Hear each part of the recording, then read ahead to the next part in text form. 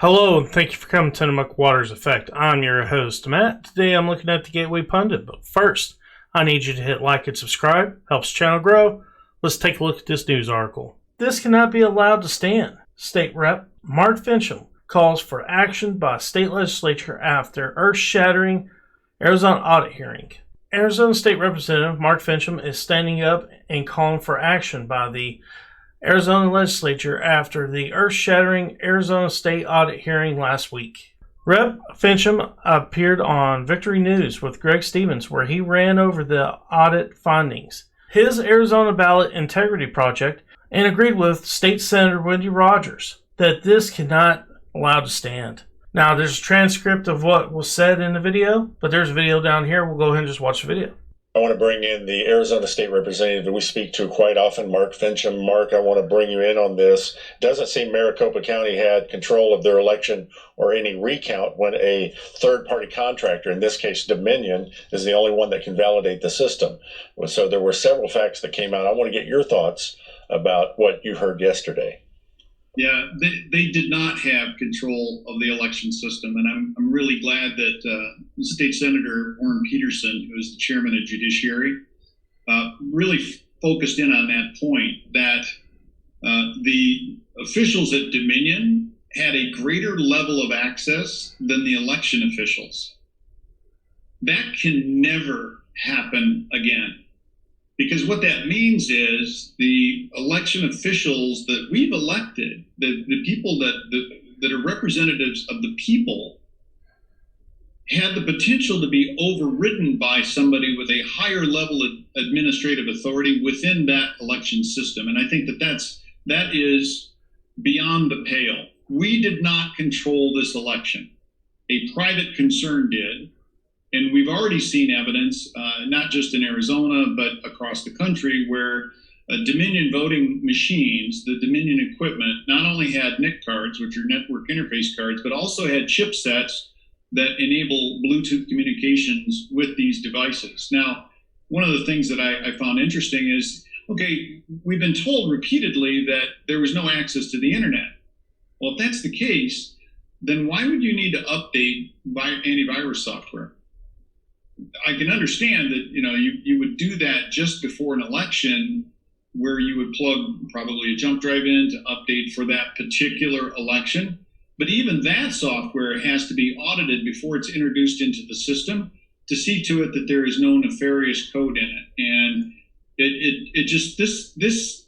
the hearing yesterday, it points to me, or leads me to believe, that this election is so compromised, is so inaccurate, that I can't in good conscience continue to support. And in fact, I've had serious questions not in support of this election for quite some time. But I think the legislature is probably going to have to take action of some kind. I agree with Senator Rogers. This cannot be allowed to stand. To your point, all admin accounts for the people doing the election in the counties, all admin accounts share the same password. It had not changed since Dominion installed the system on there. And that, by the way, that destroys the audit trail, which is a critical function of the people who are administrating the election. A couple of other things that made me wake up was bleed through on ballots that we were assured that the paper would not bleed through, but apparently it did. 168,000 ballots on demand were printed at polling sites on the day of the election, and they can be offset due to calibration as they go through the scanner, changing that vote. I found that very interesting. 74,000. Which, by the way, yes, forces adjudication. Mm-hmm. So somebody could just move the vote. Well, I think they kind of meant this because I see the dot. Well, it could have been a bled through dot. We have no proof of that. Right. So that's very disturbing. But go on. 74,243 mail-in ballots with no clear record that the ballot was ever sent.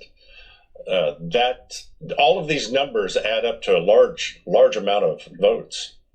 That is probably one of the most stunning revelations, that if there was no record of a ballot being mailed out, how can there be a ballot mailed in? And, I've been working with some of my colleagues on a project called the Arizona Ballot Integrity Project that will put a watermark on specific paper and have some fraud countermeasures built into the ballot paper itself.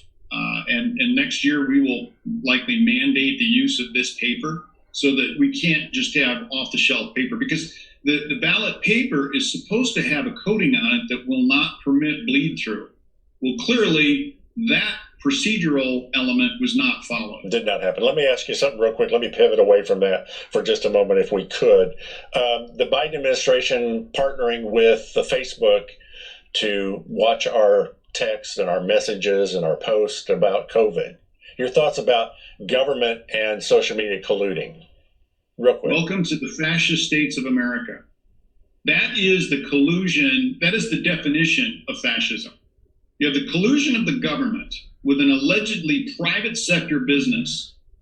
This isn't regulatory. This isn't statutory. This is just outright collusion. And there is enough evidence out there that shows that there are massive concerns, particularly by OBGYN doctors, by the way, massive concerns about both COVID-19 and the vaccine. In fact, it sounds like things are emerging at this point that they have even greater concerns about the vaccine than the original virus, whatever this thing really is. Right. So we're very concerned about the scrubbing of information that people have. I know Fauci calls it anecdotal. Okay, these are real people that had real experiences. They are. So the failure of the CDC to document adverse reactions, that's inexcusable. Right. Mark Finchem, Arizona Representative, thank you, sir, for your insight into all of these things. We'll be back in touch with you, I know, because this is far from over. Thank you, sir. It ain't over yet, yeah. All right, guys, that's the end of the video. And when it comes to the whole thing with Biden administration and colluding with Facebook, I completely agree with him. Actually, I agree with him on everything he said. But that one thing, fascism, he's 100% correct. That's where this country's going. Perfect example is what YouTube's doing to YouTubers, not allowing people to say what they believe is true. What happened to freedom of speech? And it's not because YouTube wants to keep disinformation off of YouTube. They ain't why they're doing it. They're doing it because Democrats want them to do it. They're in collusion with the Democrat Party and with this mainstream media. So whenever you put in something that has to do with, like, let's say you put in something that has to do with the Arizona audit, what does it take you to? It takes you strictly to mainstream media giving you disinformation and not the truth of what's going on there. But guys, that's my opinion. I hope you enjoyed the video. Please hit like and subscribe. Helps the channel grow. Peace.